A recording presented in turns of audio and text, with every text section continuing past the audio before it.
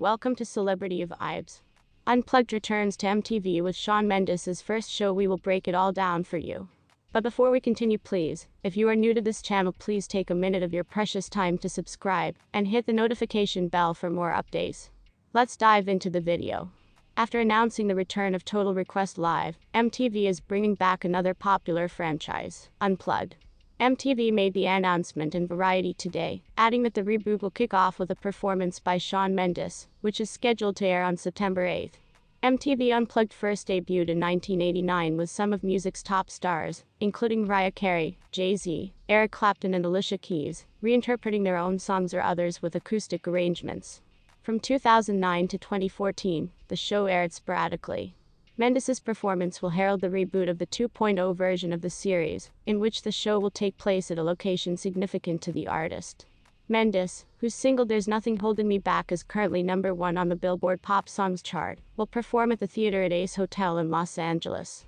I feel like, if I can do this right, then it will be a moment for me, where people can really understand and see me as a musician and a singer, and where I'm coming from, the 19-year-old singer told Variety. The premiere of the new Unplugged will be followed in October with the reboot of TRL, which will feature a rotating cast of hosts including DC Young Fly, Eric Zachary, Amy Pham, Tamara D and Lawrence Jackson. The truth is that Mendes is better live than in the studio, and somehow he needs to fix that. A live album or streaming concert on Netflix is needed pronto to really show how versatile he truly is. Or maybe better producers. Mendes also wears his inspirations on his sleeve, whether sonically or directly. One of the night's finest moments was Where Were You in the Morning, a sultry piece of Maxwell-inspired R&B that even had the chaperoning moms and dads up and grooving. If I Can't Have You, the most recent hit from his new album, had the audience jumping so hard you could feel the stands inside the arena tremble. Ditto There's Nothing Holding Me Back and Life of the Party. Maybe because duet partner Camila Cabello was unavailable, or perhaps even Mendes realizes it's been overplayed, he kept the ubiquitous Señorita to just the opening verse, before segueing into I Know What You Did Last Summer.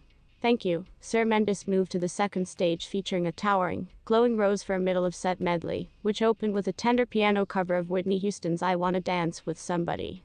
Mendes' stage banter is limited, but he awkwardly encouraged guys in the audience to steal a kiss from their dates during Slow Jam, Fallin' All in You. It was a strange suggestion to an audience demographic that was primarily female with the average age of 15. Maybe he was going for some dude bro points, but it was just weird. Mendes seemed to be having issues with his in-ear monitors toward the end of the show, but he didn't let that get in the way of the rousing finale featuring a cover of Coldplay's Fix You, which segued into his biggest hit, In My Blood. The two young ladies in front of me were sobbing onto each other's shoulders as they screamed the words back at a beaming Mendes. Director Grant Singer was therefore left with a pretty bland narrative to weave together.